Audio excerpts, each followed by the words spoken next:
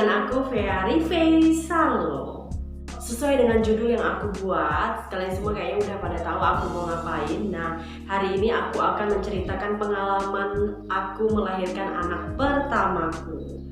Sebenarnya ini adalah request dari beberapa teman-teman ya, yang menyarankan untuk ayo dong Fe buat video tentang proses persalinan, kontraksi dan sebagainya. Dan hari ini aku memutuskan untuk menceritakan pengalaman. Oke guys, tonton video ini sampai dengan selesai, jangan di skip dan jangan ditutup. Oke? Nah, by the way aku itu lahirannya itu tanggal 3 subuh dan aku akan ceritakan awal mula dari tanggal 1. Nah, di tanggal 1 itu aku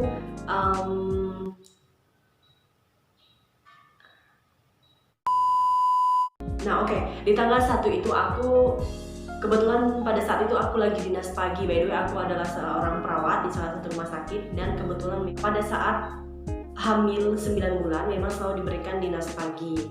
Nah, pada saat itu dinas pagi pasien cukup ramai ya pada saat itu, dan aku kayak udah ngerasa agak sedikit badanku tuh nggak enak. Iseng-iseng aja tanya sama temen, karena aku memang tipikal orang yang sangat penasaran dan pengen tahu ya rasanya kontraksi itu seperti apa. Terus tuh cara ngedan, bayangkan cara ngedan aja aku tuh sampai nanya-nanya sama teman, karena ya bingung, karena kan memang pengalaman pertama ya guys. Nah, terus mereka itu kayak menyarankan untuk aku CTG. Pada saat itu aku ngobrol-ngobrol dengan teman-teman bidan yang ada di kamar bersalin. Mereka menyarankan aku untuk melakukan CTG. CTG itu apa? Nanti akan aku kasih penjelasannya di sini. Nah, pada saat aku CTG kalau nggak salah sekitar 20 sampai 30 menit gitu CTG, dan ternyata hasilnya itu baik-baik saja, baikku normal dan semuanya dalam keadaan baik-baik. Kemudian masuklah di tanggal 2 subuh, aku udah ngerasa mules. Aku udah ngerasa perutku tuh agak kurang nyaman, sudah agak ada rasa sedikit sakit, cuman aku berusaha untuk menahan dan berusaha untuk tenang. Bahkan saat itu pun suamiku tuh nggak tahu kalau aku lagi nahan sakit gitu, karena sakitnya itu sebetulnya nggak terlalu yang sakit gimana ya, cuman ya sakit standar ya, cuman karena kita memang baru pengalaman pertama ya, kita nggak tahu ini nih apakah ini kontraksi palsu atau apapun itu. Nah, kemudian di tanggal 2-nya aku masih tetap dinas, pada saat itu dinas pagi juga, dan di saat itu juga pasien kami cukup ramai. Nah, sekitar jam 11, jam 12 aku ke toilet, aku lihat di celana dalamku itu udah keluar flek. Dan itu sebetulnya fleknya bukan flek yang terlalu lebay, bukan flek yang terlalu banyak ya guys. Itu tuh flek sedikit aja gitu, tapi dia warnanya pink. Nah, karena aku juga nggak tahu itu sebetulnya flek, tanda-tanda atau apa, jadi aku tanyalah sama temenku yang dinas pada saat itu. Nah, dia mengatakan bahwa kayaknya ini tanda-tanda deh, lebih baik kamu cek aja ke atas, cek pembukaan. Beliau menyarankan aku untuk cek pembukaan. Dan aku juga bilang kalau kok aku jalan sedikit-dikit tuh udah mulai sakit, jalan sedikit sakit gitu. Tiba-tiba kayak dia nyerangnya itu, kalau ditanya Fea sakitnya kayak gimana, dia itu nyerang perut bagian bawah sampai menjalar ke pinggang belakang gitu loh. Nah, siang mau pulang dinas sekitar jam 2-an, aku memutuskan untuk pergi ke kamar bersalin. Rencananya pengen cek pembukaan, tapi setelah tanya-tanya sama teman-teman, kalau memang udah kontraksi itu biasanya 10 menit sekali atau 5 menit sekali. Bahkan kadang-kadang rasanya kontraksi itu dia sakit yang nggak ada henti-hentinya gitu, sakit terus, nggak kayak kamu saat ini. Dia bilang kan, kalau kamu kayaknya sih belum sih, dia bilang kayak gitu kan, karena aku pun nggak mikir bahwa akan secepat itu loh gitu loh, karena HPL aku itu tanggal 20 sampai dengan 24, sementara ini masih awal bulan, at least udah masuk 37 minggu sih sebenarnya, udah cukup bulan gitu loh guys. Tapi ya nggak apa-apa. Terus mereka menyarankan aku untuk cek pembukaan, aku tetap menolak dan tidak mau, karena aku mikir kayaknya nggak mungkin gitu, masih tetap gimana ya, nggak percaya gitu loh. Dan mereka menyarankan ya udah kalau kamu mau pulang nggak apa-apa, pulang aja dulu, tapi kalau nanti di rumah ada keluar flek yang lebih dari itu ataupun lendir atau bahkan cairan yang keluar, kamu harus ke rumah sakit, jangan tunda lagi untuk rumah sakit ya, karena kebetulan memang rumah aku cukup jauh dari tempat kerja. Nah, disitulah aku memutuskan untuk pulang dan sempat singgah lagi ke toko perlengkapan bayi untuk membeli 3 benda. Yang pertama tas untuk perlengkapan bawa ke rumah sakit, gurita, dan kalau salah itu jumper ya, apa sih? Pokoknya kayak jumpsuit kalau kita orang dewasa, mungkin untuk bayi itu untuk dia pulang ke rumah, karena sebetulnya aku memang udah belanja peralatan bayi, cuman memang ada beberapa yang belum aku beli. Karena dari pengalaman teman-teman menyarankan jangan terlalu berlebihan untuk peralatan bayi, karena nggak terlalu lama main kayaknya, dan maksudnya bayi itu cepat gede gitu loh. Nah, saat itu aku sampai di rumah sekitar jam 5 sampai dengan jam 6, kalau nggak salah jam 6 ya. Aku tuh di perjalanan aku pulang, aku udah ngerasa sakit dan kayak basah gitu loh, kayak rasa-rasa basah gitu ya di celana dalam. Sampai di rumah aku cek, ternyata udah keluar lendir dan flek yang cukup banyak. Aku kayak kejut, bingung, mikir, wah ini sih tanda sih. Kayaknya aku akan melahirkan malam ini ataupun nggak subuh gitu kan, perkiraannya dalam hati. Aku foto, aku kirim sama temenku yang dinas pada saat itu, bidan yang dinas pada saat itu, Mbak Harti, hai. Nah, beliau orangnya sangat amat baik, humble, sabar ya. Terus beliau mengatakan, ya udah kamu ke rumah sakit aja, itu udah tanda dan segala macam. Aku telepon suamiku untuk segera pulang, karena biasanya suamiku pulang kerja kan agak malam ya. Aku minta dia pulang karena aku bilang ini kayaknya aku udah keluar tanda dan aku udah merasa sakit gitu. Sebetulnya sakitnya masih mampu kutahan ya guys, bukan sakit yang sakit banget yang sampai nggak mampu nahan, enggak. Ya sakit masih sakit yang betul-betul masih bisa beraktivitas ya. Nah, jadi pulanglah suamiku. Di situ aku belum mengabari orang tuaku, mertuaku, semua keluarga belum kita kabari karena betul-betul masih bingung. Apa mungkin memang melahirkan malam ini atau besok pagi? Kayak suamiku datang ya, kayak nanya-nanya, serius? Ya serius. Soalnya udah keluar tanda, sudah keluar flek dan lendir. Nah, di situ kita kemas barang untuk kita bawa ke rumah sakit. Sampai jam 7 sampai jam 8 itu masih menunda untuk pergi ke rumah sakit dan masih bersantai-santai di rumah. Bahkan suamiku masih sempat masakin aku ya untuk aku makan. Tapi aku bilang kayaknya kita ke rumah sakit aja supaya lebih aman, karena kan jarak dari rumah ke rumah sakit cukup lumayan jauh. Nah, kita memutuskan untuk berangkat setelah makan ya. Sampailah di rumah sakit itu jam 9 lewat, kayaknya jam 9 kurang apa jam 9 kurang dikit ya. Sampai aku langsung cek pembukaan. Sampai di situ aku langsung cek pembukaan dan ketemu lagi dengan bidan Harti. Mohon maaf aku sebutkan semua namanya karena memang semua ini adalah teman-temanku, orangnya baik-baik semua ya. Nah, terus diceklah sama bidan Harti. Di situ dilihat ternyata udah pembukaan 4. Wow. Aku tuh nggak pernah mikir kalau aku mau melahirkan aku bisa, maksudnya cepat gitu. Yang menurut aku pribadi ya, kalau anak pertama tuh datang ke rumah sakit tiba-tiba cek udah pembukaan 4 gitu loh. Sementara aku masih mampu yang jalan sana jalan sini, masih mampu ngomong, masih mampu ya gimana gitu ya. Karena memang guys, setiap orang tuh memang punya pribadi atau cara menahan sakitnya beda-beda. Mungkin saat itu aku mampu menahan sakit, tapi mungkin ada orang yang saat itu juga atau pembukaan 1 aja memang udah nggak mampu gitu. Begitu juga dengan sebaliknya. Jadi kita nggak bisa samakan setiap orang gitu. Mungkin ada yang bilang, ya ampun lebay benar nggak ibu tuh gini atau gimana ya. Kita nggak boleh berpikiran seperti itu karena memang setiap orang dalam menahan rasa sakit itu beda-beda. Dan yang paling utama, melahirkan atau kontraksi itu memang sakit, nggak ada yang enak, semuanya sakit. Cuma gimana caranya kita menghandle diri kita sendiri, mengatasi kepanikan kita, mengatasi rasa takutnya kita, mengatasi menahan rasa sakitnya kita. Aku ini adalah tipikal orang yang sangat amat panikan. Mungkin teman-teman aku banyak yang tahu ya, aku sangat amat panikan. Tapi puji Tuhan ya, ketika aku menghadapi kontraksi itu, sakit demi sakit yang luar biasa, aku mampu mengatasi kepanikanku, aku mampu berusaha untuk tenang, aku mampu berusaha untuk tetap belajar teknik relaksasi nafas dalam, karena itu sangat amat penting. Oke, kita lanjut ke ceritanya.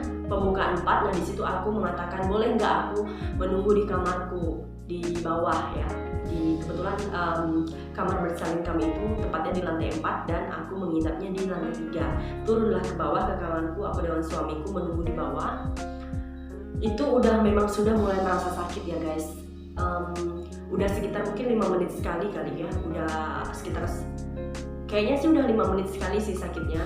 Ke bawah itu sekitaran kayaknya jam 9 lewat apa jam 10 ya. Udah merasakan sakit yang ya menurut aku sakitnya betul-betul nggak bisa diungkapin dengan kata-kata ya. Intinya kalau ditanya rasa sakitnya seperti apa, dia itu mulai datangnya dari perut bagian bawah. Awal dia mulai muncul sakit perut bagian bawah, kemudian langsung menjalar ke bagian pinggang area belakang.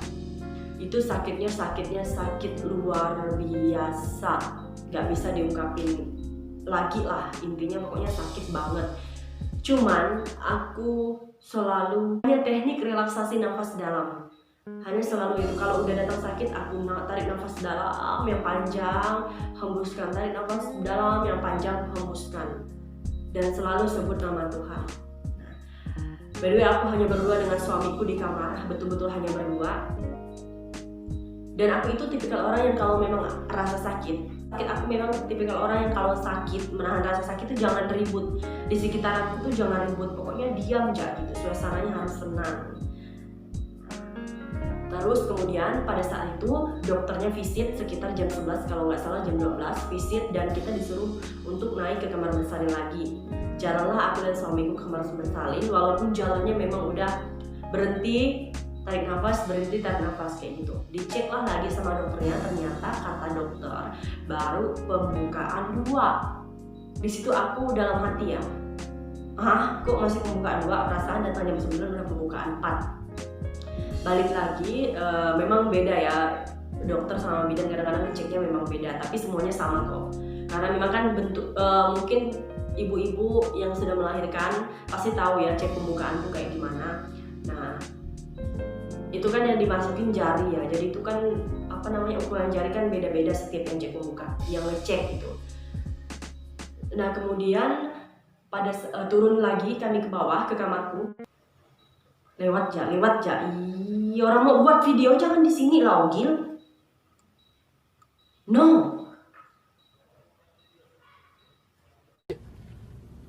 No, God, please, no. Turun ke ruangan, di situ pun aku jalannya itu sebenarnya udah nggak mampu ya. Mungkin sekitar jam 11 itu jam 12 kayak udah berhenti, tarik nafas, hembuskan, kayak jalan berhenti. Cuman aku tetap usaha, aku tetap harus kuat, karena aku yakin semakin kuat, semakin kontraksi kita tuh semakin maju, kita harus tetap semakin kuat, malah harus semakin aktif. Kalau kita makin aktif, malah dia tuh pembukaannya tuh makin cepat majunya gitu, kalau menurut aku ya. Nah sampailah di ruangan, di situ itu tuh aku benar-benar udah merasa sakit banget sih. Untungnya memang suamiku sabar dan selalu ngurutin belakangku. Itu betul-betul kalau udah rasa sakit memang harus diurut, kita nggak bisa sendirian. Nah kemudian jam 1 apa jam setengah 2 aku ditelepon lagi untuk cek lagi ke atas, cek pembukaan lagi, dan aku memutuskan untuk pergi ke atas dan nggak turun-turun lagi ke bawah. Aku tetap stay di atas, dan pada saat itu dicek udah pembukaan 5 kalau nggak salah, pembukaan 5. Nah untuk cerita dari pembukaan 5 sampai pembukaan 4 maksud aku lengkap itu aku agak lupa. Intinya mereka itu dari cek pembukaan 5, kayak suami aku tuh kasih tahu Pak, kalau misalkan Bapak lihat area dubur istri Bapak kalau udah agak mengembang atau apa gitu, itu tandanya udah mau keluar ya, itunya bayinya, dia bilang kayak gitu kan. Di situ aku udah sebetulnya udah nggak mampu banget. Nah Di ruangan bersalin itu ada aku dan ada ibu-ibu juga yang lagi menunggu persalinan. Tapi di situ aku yang udah nggak mampu dan aku kayak akan melahirkan gitu subuh itu. Kayaknya aku yang akan melahirkan subuh itu gitu. Nah udah nggak mampu, dicek lagi ternyata dicek belum juga guys. Udah sekitar kayaknya jam 2. Menurut aku sih dari jarak jam 1 itu kan dibilang katanya buka 5. Dari jam 1 ke aku lahir itu jam 4.30. Jam 4.30. Nah, kalau nggak salah ada 2 apa 3 kali cek mereka baru itu dipersiapkan semuanya aku. Nah, kemudian dicek lagi kan, kalau nggak salah dicek lagi sama bidan Eci. Mohon maaf, bukan Eci. Bukan bidan Eci, bidan Nade. Hai Nade. Nah, Nade waktu itu bidan Nade cek, udah pembukaan 7 kalau nggak salah. Udah pembukaan 7. Aku tanya ini sampai kapan, masih lama nggak buka lengkapnya. Aku tuh kayak nanya terus. Soalnya udah benar-benar sakit di pembukaan 7 itu. Perasaan aku kalau ditanya itu tuh gimana sih, kayak kita mau ngedan.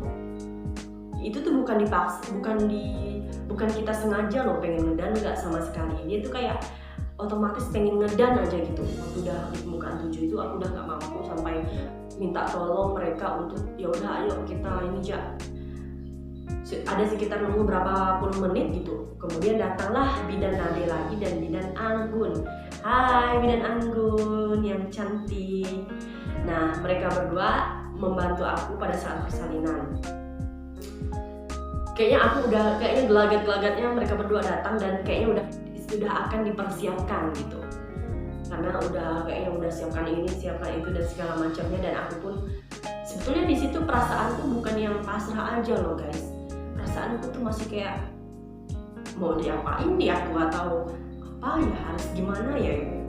Kayaknya kalau pengalaman dari teman-teman yang sudah lebih dulu, kayaknya kalau udah nahan rasa sakit kayaknya udah nggak ada mikir apa-apa lagi. Tapi di situ aku tuh kayak masih bisa ajak mereka ngomong, masih bisa mikir mau diapakan dalam hati sana ya. Tapi aku tetap takut tapi berani, gimana sih? Ya udahlah gitu. Mau gimana lagi gitu kan. Nah, di situ agak sedikit lupa ceritakannya ini. Tapi intinya itu di situ aku udah nggak mampu. Nah, setelah mereka persiapkan, aku udah disuruh mulai ngedan guys. Nah di situ aku udah disuruh mulai, aku lupa itu udah buka lengkap atau buka apa. Aku udah mulai disuruh ngedan sama bidannya. Ngedan terus kan di situ kebetulan memang dari pembukaan 1, 2, bahkan dari aku datang kan pembukaan 4 sampai pembukaan 5 dan 7 itu ketubanku memang belum pecah sama sekali. Untungnya karena setahu aku kalau ketuban itu udah pecah kita tuh udah harus mengeluarkan bayinya segera gitu loh. Nah kebetulan punya aku memang ketubannya belum pecah. Kalau nggak salah itu buka lengkap dipecahkan sama bidannya ketubannya. Begitu dipecahkan ketubannya itu aku udah betul-betul harus ngedan terus untuk usahakan supaya bayinya cepat keluar gitu. Aku lupa berapa kali hitungan aku ngedan, kayak yang ngedan berhenti itu mungkin ada 4 atau 5 kali, aku lupa ya guys ya. Kayaknya sih menurut aku pribadi kayaknya aku nggak terlalu lama ngedan sih. Dan untungnya kata bidannya aku cukup bisa mengedan gitu. Dan ngedannya tuh benar gitu. Karena jangan salah, banyak loh orang yang nggak bisa ngedannya salah, ngedannya lama. Jadi tuh jangan pernah sepelekan gitu ya. Karena kita ngedan itu juga membantu untuk mengeluarkan bayinya gitu. Nah kemudian aku ngedan, nggak lama itu mereka ada ngomong gini, Vea, sepertinya mereka akan melakukan episiotomi. Nah episiotomi itu adalah, nih penjelasannya di sini bisa teman-teman lihat. Kita sebut bahasa awamnya aja, itu tuh namanya digunting ya, digunting. Mungkin ibu-ibu yang udah pernah mengalami melahirkan mungkin tahu digunting area mananya. Nah kayaknya itu mereka udah mau gunting gitu. Aku lihat gelagat-gelagatnya kayaknya kayak gitu. Dibilangnya gini, Vea, ada nggak adanya kontraksi, kamu harus ngedan. Pokoknya ada nggak adanya kontraksi kamu harus ngedan. Nah di situ aku ya udah ikut aja saran mereka, apapun yang terbaik lah intinya ya. Di situ aku udah dipasang infus dan segala macam, sempat dipasang oksigen juga karena kan berapa kali aku ngedan gitu nggak keluar gitu kan, sementara ketuban udah dipejamkan dan bayi pun harus segera keluar. Nah by the way aku nggak tanpa induksi ya guys, aku tidak diinduksi sama sekali. Nah kemudian mereka gunting lah itu kan dibilangnya ada nggak adanya kontraksi kamu harus ngedan. Aku ngedan sekuat-kuatnya dan itu mereka langsung gunting. Setelah mereka gunting aku ngedan langsung dikeluarkan sama mereka. Tekniknya itu begitu mau mengeluarkannya itu kita nggak boleh ngedan. Kan kita kan ngedan langsung kayak hembuskan gitu, tarik nafas, hembuskan gitu, langsung keluar gitu dia. Langsung keluar, ya ampun lega, selega-leganya aku begitu bayinya keluar. Dan sebelum aku melahirkan kan aku ada tanya beberapa teman ya, rasanya digunting itu seperti apa. Kata mereka sih nggak terasa sama sekali kalau digunting. Tapi kok di aku terasa ya guys, aku tuh betul-betul ngerasa gitu kalau digunting. Tapi nggak sakit ya, maksudnya bukan sakit yang lebay ataupun bukan sakit yang sakit banget. Ya terasa gitu, masih tetap terasa. Udah kan keluar, kata orang kalau abis melahirkan tuh bakal terharu, bakal nangis yang kayak gimana atau semacam. Padahal aku tipikal orang yang melankolis ya, yang udah nangis gitu. Tapi begitu keluar sama sekali nggak nangis, sama sekali tidak meneteskan air mata. Terharu, sangat terharu. Malah pengen ketawa, malah pengen ketawa dan senyum-senyum. Aku nggak tahu suamiku di sebelah karena aku nggak lihat mukanya kan. Keluar di situ yang aku tanya, Kak, akhirnya gitu kan, pokoknya aku udah lupa sih apa yang aku keluarkan dari mulutku, kata-kata apa. Aku tanya beratnya berapa, gimana, terus segala macam, dan keluar kebetulan dia keluarnya ketubannya hijau pada saat itu. Aku agak sedikit sedih, cuman nggak apa-apa, yang penting dedeknya udah keluar sehat normal. Ya akhirnya aku merasakan gitu melahirkan, rasanya seperti itu. Kalau ditanya kayak rasanya gimana, kan banyak ya, gimana rasanya kayak melahirkan, gimana rasanya jadi ibu. Aku agak sedikit bingung untuk menjawabnya karena rasanya tuh tidak bisa diungkapkan gitu, agak susah. Ya rasanya bercampur aduk, ada sakitnya, ada senangnya, ada sedihnya. Jadi ya nggak bisa terlalu diceritakan kayak gimana, intinya kayak gitu guys. Nah jadi berarti hitungannya aku itu udah ngerasa kontraksi yang bener-bener yang aku nggak mampu tahan, itu berarti hitungannya dari jam, mungkin dari yang dokter visit, dari sekitar jam 10. Karena dari sore itu, yang dari aku masih di rumah sampai ke rumah sakit itu aku masih ngerasa biasa, masih ngerasa mampu gitu. Dia memang sakit tapi bukan kayak gimana sih, bukan yang aku gak mampu tahan. Bahkan aku datang jam 9 pun aku masih mampu turun ke bawah, aku masih mampu ngobrol sama teman-teman dan ya kayak gitu. Berarti dari kalau yang sebenarnya, kalau yang hitungan kontraksi yang benar-benar aku gak mampu tahan ya, yang benar-benar sakit itu lamanya itu berarti dari jam 11, 12, 1, 2, 3, 4 aku melahirkan. Kurang lebih sekitar 5-6 jam aku merasakan kontraksi yang parah banget, yang rasanya nggak mampu gitu.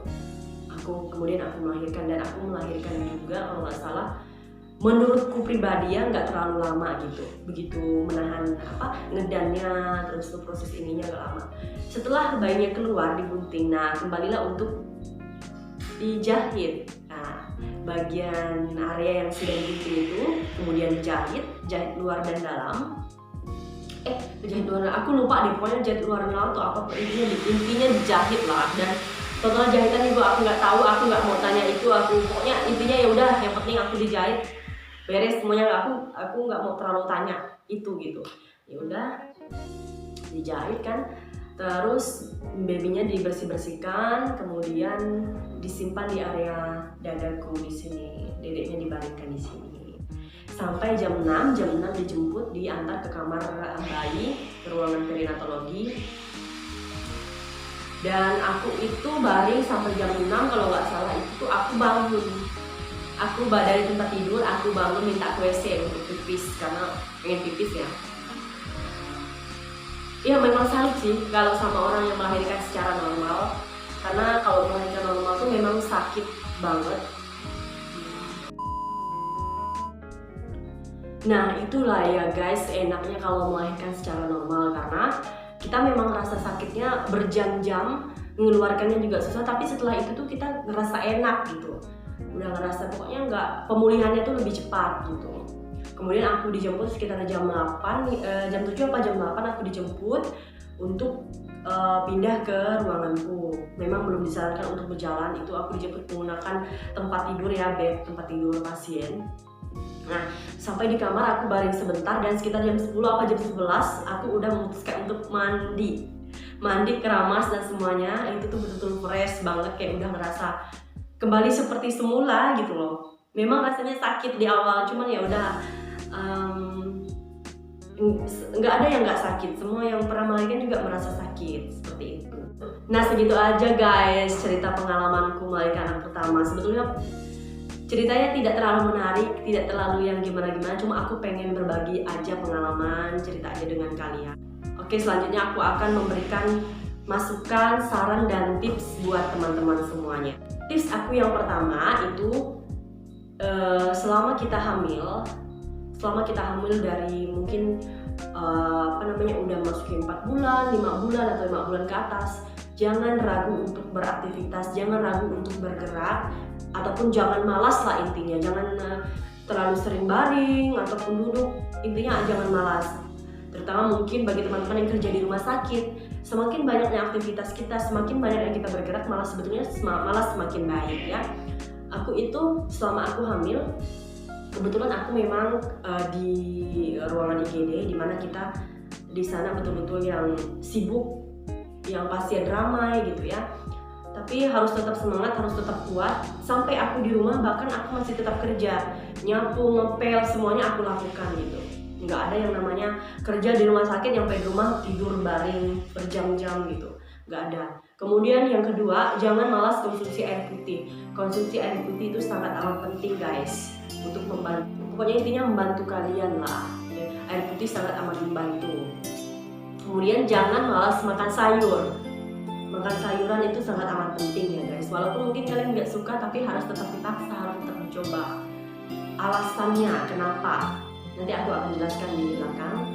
Kemudian tipsnya itu, kemudian rajin berdoa, jangan pernah melupakan Tuhan kalian, apapun agama kalian harus tetap rajin berdoa, rajin beribadah. Bahkan yang memberi kita baby, yang mengizinkan kita mempunyai seorang anak itu siapa gitu, karena atas kuasanya juga kan. Kemudian saran dan masukan aku buat teman-teman yang mungkin ada yang belum hamil terus mendengarkan ceritaku, mungkin ada yang ngeri ngilu gimana gitu. Tenang. Kontraksi itu, melahirkan itu memang sakit, nggak ada yang enak, memang sakit. Sebetulnya kita hidup di zaman sekarang itu sangat amat bersyukur, karena kita semua serba lengkap, baik alat medis, obat-obatan, dan segala macamnya itu tuh lengkap. Kalau kita nggak mampu, kalau kita nggak mampu untuk melahirkan secara normal, kita bisa langsung minta untuk SC gitu, alias atau sesar. Kalau kita misalkan pembukaannya nggak maju-maju, kita ada obat untuk perangsang, bisa diinduksi. Kalau misalkan ternyata letaknya susah atau apa, pokoknya banyak sekali alternatif lain gitu guys. Jadi jangan pernah takut. Bayangin orang tua kita zaman dulu yang punya anak sampai 11, sampai 12, bahkan ada yang mungkin sampai 18, mereka bisa aja. Padahal orang zaman dulu nggak punya yang namanya alat-alat kayak kita sekarang, nggak punya dokter, nggak ada bidan, Ya mungkin kalau di daerah-daerah tertentu ataupun di kota-kota mungkin ada. Tapi kalau mungkin orang tua kita yang tinggalnya di pedalaman, di pelosok, itu kan nggak ada yang namanya bidan ataupun dokter. Yang adanya cuman dukun beranak. Jadi bagi kalian mungkin yang sekarang mungkin yang nonton video ini terus takut mau hamil atau takut mau melahirkan, jangan pernah berpikir takut. Rasanya nikmat, rasanya enak. Melahirkan secara normal itu memang sakit di awal, tapi setelah babynya keluar, kalian tuh udah merasa lega, udah merasa yang enak banget dan segala macamnya kayak gitu. Jadi kalau misalkan nggak ada indikasi apa-apa untuk melahirkan secara sesar, jangan pernah berpikir untuk SC. Sebaiknya kalian tetap kuat, tetap semangat, tanamkan dalam diri kalian mau melahirkan secara normal. Jangan pernah berpikir untuk sesar, kecuali memang ada pasien-pasien yang mungkin ada indikasi tertentu yang memang harus di SC kayak gitu ya guys. Karena rasanya kalau ditanya sekali lagi, rasanya gimana, sakitnya gimana. Dulu aku sebelum melahirkan itu udah hamil, kondisiku memang sudah hamil besar ya. Aku tuh nanya sana sini, rasa kontraksi itu kayak apa sih, rasa sakitnya kayak mana sih, rasa digunting kayak apa sih, rasa ngedan tuh kayak gimana sih caranya, semuanya aku tanya. Karena aku tipikal orang yang amat sangat penasaran, pengen tahu. Tapi setelah aku menjalani itu ternyata semuanya bisa terlewati. Ternyata aku bisa gitu loh. Padahal memang aku orangnya tipikal orang yang sangat panikan, tapi aku juga bisa melewatinya. Nah kayak gitu. Kemudian nah gini, rasanya tuh kayak gini, kalau aku pribadi ya, rasanya tuh kayak kalian memang mau datang bulan, tapi itu berkali-kali dilipat gitu rasa sakitnya. Lebih, maksudnya misalkan datang bulannya segini, tingkatannya segini. Nah dia itu rasa sakit kontraksi melahirkan itu naik lagi, di atasnya lagi gitu. Kak, aku yakin kalian pasti bisa. Yang kalian harus tanamkan dalam diri kalian, aku harus bisa, aku pasti bisa, karena banyak sekali wanita di dunia ini, beribu-ribu, beratus-ratus ribu, bermiliaran mungkin, bisa kok melahirkan, bisa melewatinya. Kenapa kalian tidak gitu ya. Nah selanjutnya kenapa aku bilang pada saat hamil harus konsumsi air putih dan makan sayuran. Kenapa? Karena setelah kalian melahirkan, kalian tuh bukan hanya sekedar melahirkan, pulang ke rumah kembali seperti semula, enggak sama sekali. Saat itu kalian udah punya baby, dimana baby kalian harus menyusui. Nah kalau kalian rajin dan rutin mengkonsumsi air putih, makan sayur-sayuran, aku yakin dan aku jamin air ASI kalian pasti akan berlimpah. Aku yakin itu. Karena mungkin di sini teman-teman mungkin ada yang malas minum air putih, ada yang malas makan sayur dan segala macamnya. Mungkin menurut aku sih mungkin ASINya agak sedikit berkurang. Karena menurut aku air putih dan sayuran itu pengaruhnya itu sangat amat besar terhadap ASI kita kayak gitu. Nah jadi hanya itu aja sih sebenarnya tips, saran dan masukan dari aku. Semoga bermanfaat dan semoga teman-teman dapat mempraktekkannya ya. Oke guys, segitu aja saran dan masukan dari aku, tips-tips dari aku. Semoga dapat bermanfaat dan semoga teman-teman semua dapat melakukannya. Oke, terima kasih udah nonton videoku ini. Mohon maaf kalau ada kata-kata yang salah ataupun belepotan-belepotan gak jelas ya videonya. Aku mohon maaf dan terima kasih buat teman-teman yang udah selalu support, yang udah memberikan masukan dan yang udah subscribe juga. Dan bagi yang belum subscribe, boleh subscribe channelku ini, boleh like, nonton videonya sampai selesai dan share ke teman-teman yang lainnya. Oke, bye-bye.